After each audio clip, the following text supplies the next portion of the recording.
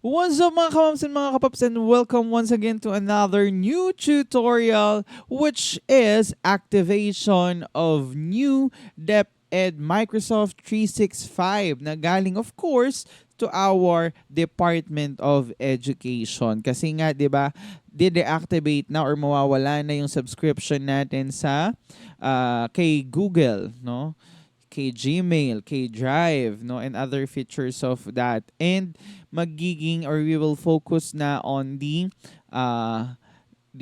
Microsoft 365 account. So meron tayo before, 'di ba, na na email, na Outlook sa sa MS365, which is yung may region natin, region.deped.gov.ph. So now, binigyan tayo ng bago, mawawala na yun, at ang gagamitin na nating official is yung bagong bigay nila na dapat na nating ma-activate, which is .deped.gov.ph pa rin naman. Pero ito na yung pinaka-account natin, which is sa Microsoft 365.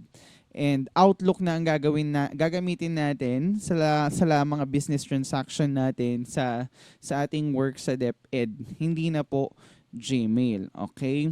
And itong activation na to, binigay siya ni DepEd or in-email siya sa Gmail natin before pa actually January pa na email yan.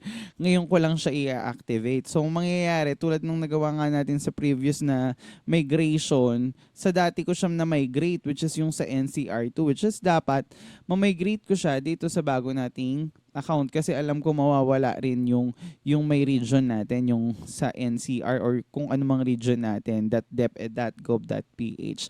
So wala nang patumpik-tumpik pa, simulan na natin ang ating tutorial sa activation ng bago nating account sa Microsoft 365. Pero bago yan, intro, pasok!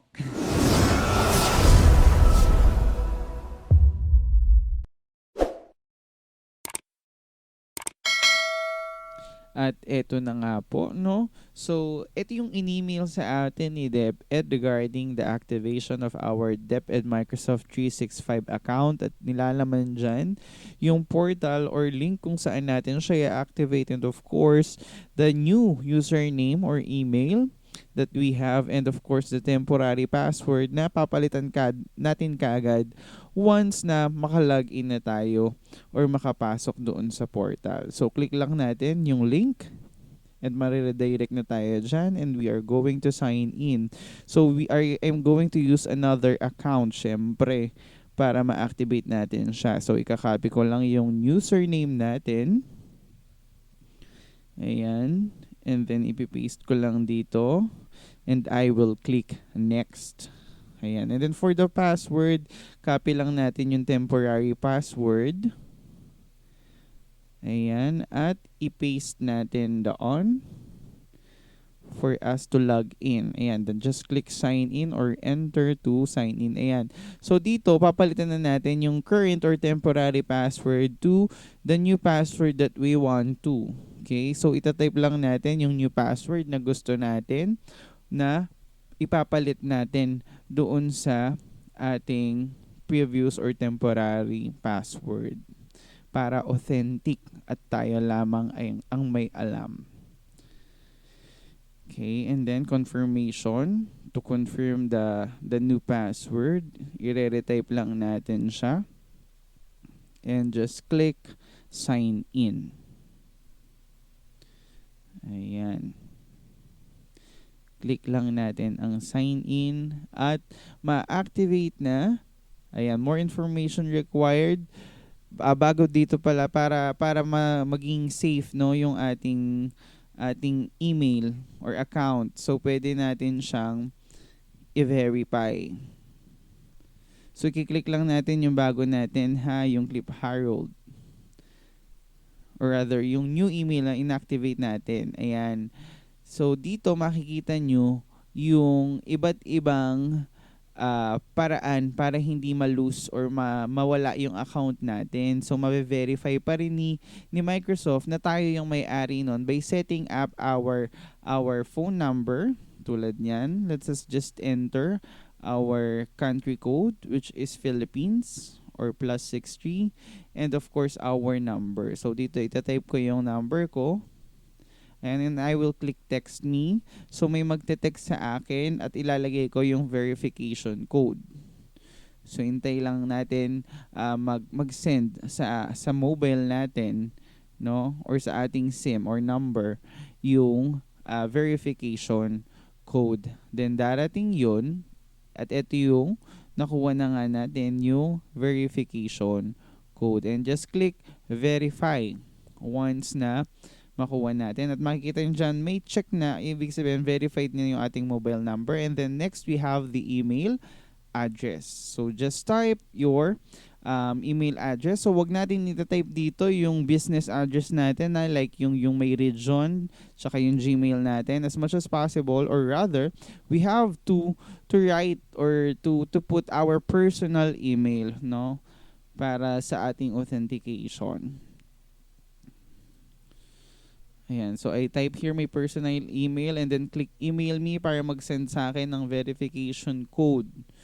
So, i-open ko lang yung personal email ko for me to check the verification code. So, I just click the email that's sent to me. Ayan. And I will just copy the verification code.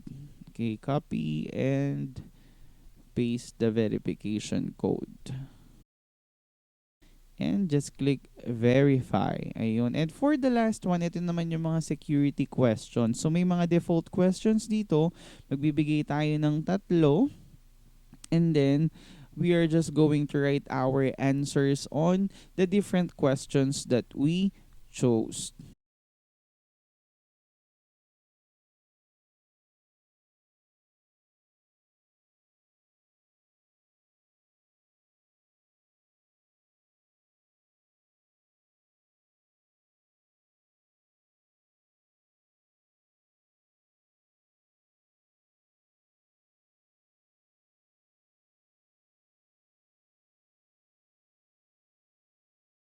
Okay, after filling it out, just click Save Answers. And ayan, no-confirmed na lahat ng authentication natin. And just click Finish. Okay, para if ever na makalimutan natin yung password, no, meron tayong backup to verify. So dito just click if you want to stay signed in or not. Okay lang yan.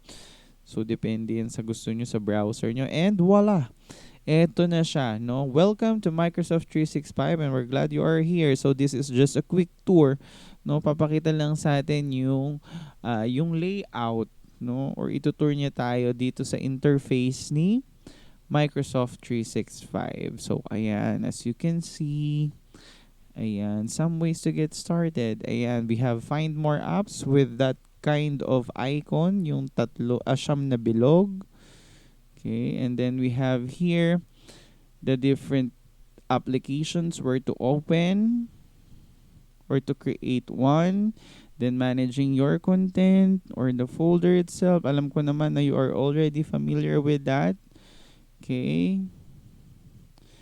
And then uploading your existing content if you want to on your drive. And then we have installing the different applications. And you are all set. You are now have your new Microsoft 365 account. So, pwede rin natin siyang i-customize sa gusto natin. Pwede tayong magdagdag ng picture for our profile picture. And then, nakalagay din dyan sa atin yung different accounts natin. As you can see, nandiyan pa rin yung regional account ko. So, pwede nating mag-sign in dyan or i-replace. So, ngayon, dito ang gagawin natin, maglalagay tayo ng picture. Yeah, for our profile picture. So, lagay lang natin ang profile picture na gusto natin. Hanapin natin. And, ayan yung picture natin. And just click apply. So, pwede natin siyang i-edit sa gusto nating laki.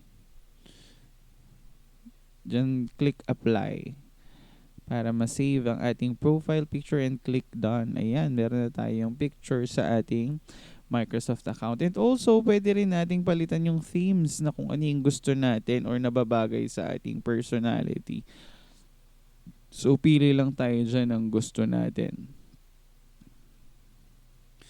You can also click view all, no, para mas makita nyo yung lahat ng themes na meron.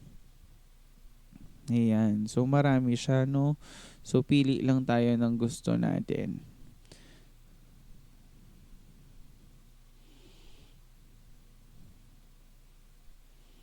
Okay, so yan siya.